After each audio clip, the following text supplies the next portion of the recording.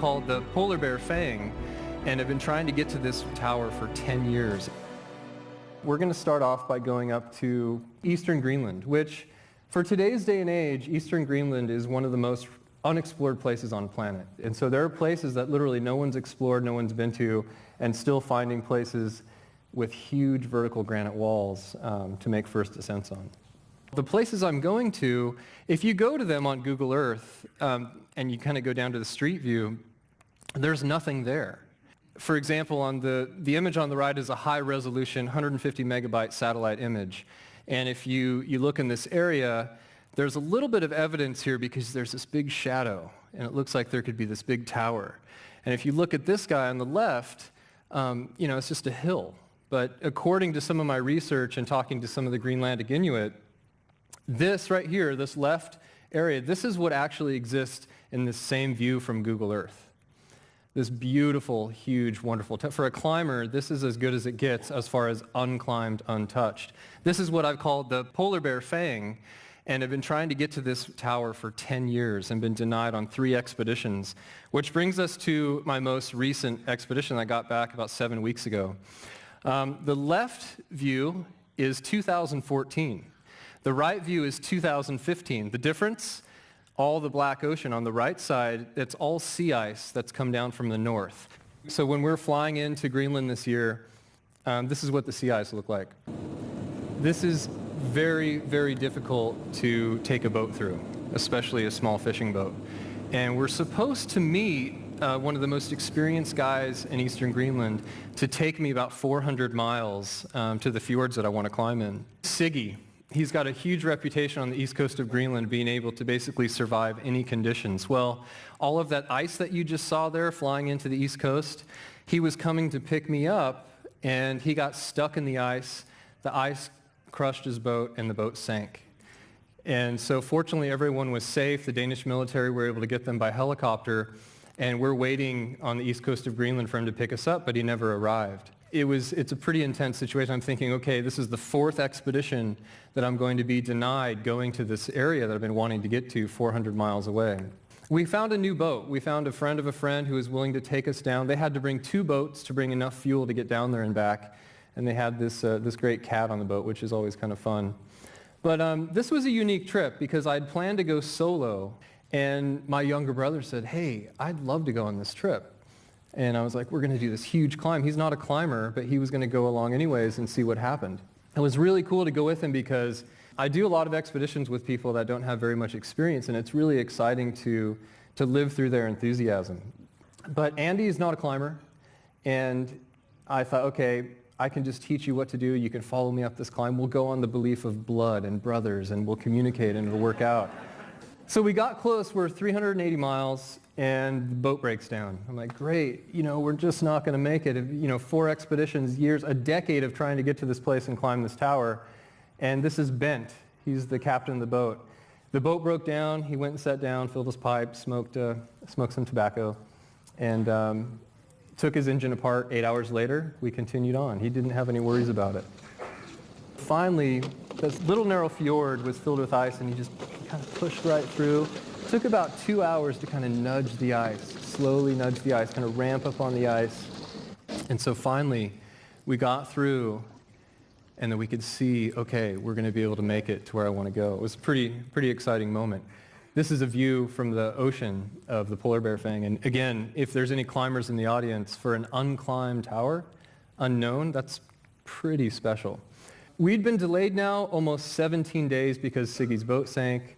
And so we've got, a little over 10 days to climb this tower and get out of there. And it's pretty far away. There's polar bears here. The previous year, they sighted 11 polar bears in this area. And when we got near this area, we saw a big polar bear eating a seal. So it's a pretty dangerous spot. The easiest way to be safe is to sleep up high on a ledge. You can see our base camp down below. But immediately the next day after getting dropped off, made a beautiful base camp, packed up our bags, and started shuttling loads. That's the first view that we got of the polar bear fang from camp because there were some big cliffs in front of us. And so at this point, we're getting up there and we're starting to have to cross glaciers. I'm teaching my brother how to tie into a rope. And, how do you tie a figure 8 knot again? And this is our high camp. And I think this is another reason of why. Why do you go? Because it's just so beautiful. I mean, it's just so incredible out there. And, you know, when you're in a place that no one's ever been to before, it really, that feeling of exploration, it increases the probability of that addiction to continue. You can't wait to get out there. So this is our high camp, and the Fountain of Youth, I think it exists in Greenland, because you're just drinking this water. You drink it and you feel like, wow, this is pure, this is real life, this is nature. And it's just moments like that that keep you getting back out there. From that high camp, we still got about half a mile to the base of the wall. We slept at the base of the wall, and we started climbing. It got really serious because my brother is not a climber, and so he's on ascenders, he's on Jumars, following me up the rope. We climbed 17 pitches to get to the top of this tower. We had to do 2 open bivvies, and a lot of the times we had fun, but a lot of times I'm like, listen, you got to do this, this, and this. And when I'm leading pitches, I'm putting directionals in for the rope to run a certain way so he doesn't pull off a rock and kill himself. And you know, it was real deal up there, and we put the cameras away, and I'm like, we've got to focus on safety.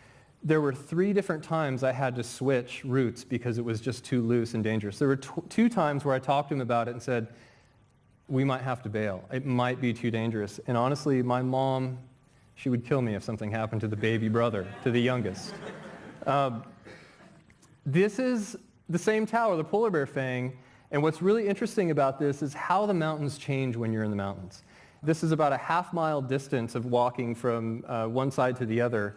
And from one view, we're thinking, oh, wow, we can just cruise over these glaciers and walk up this wall and look at this sweet route and just climb right up, no worries. Well, once we got to our high camp, we realized we have to drop down another 2,000 feet, cross another half-mile glacier that is riddled with crevasses, and then start up the route and find our way. So it looked like, oh, that's not going to be too bad. Once we got up there, this always happens, by the way. The mountains change and change and change. So we had an open bivvy. We continued to the top of the wall, and we actually bivvied right on top. We got there about 2 in the morning, so we pushed about 48 hours, and we were climbing really slow. If I'd had an experienced partner, we would have went really fast, but again, it was every move, every focus, every detail. I'm not going to kill my brother. And this is... It's kind of funny, but it really is why we succeeded with the patience, with the slow is fast mentality, with the communication, because we're pulling off, you know, huge rocks and causing thousands of pounds of crashing kilonewton pressure. I mean, it was pretty spicy, but it's just a big shout out to my brother for the trust he had in me up there. It was pretty exciting to stand on top of the polar bear fang after a decade of wanting to be up there. Good.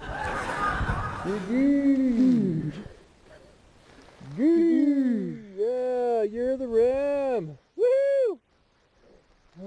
First ascent here in Greenland. Oh, now we got to figure out how to get down. Time is now. Life is sweet. Talk to you soon. He was a good sport to wear the Year of the Ram mask, and but the summit is pretty powerful. And again, you know, or when you get up there, a lot of people, oh, you're halfway. There's some truth to that because you have to get back down, but you made the summit. We're on the summit. I mean, there is an incredible feeling about standing on a summit in a fjord, an area that's unexplored, a climb that's, you know, a new climb, a first ascent. It's really a powerful feeling. And to share it with my brother, we're very close. We always have been. It was such a magical moment to be up there with him, and it was just incredible.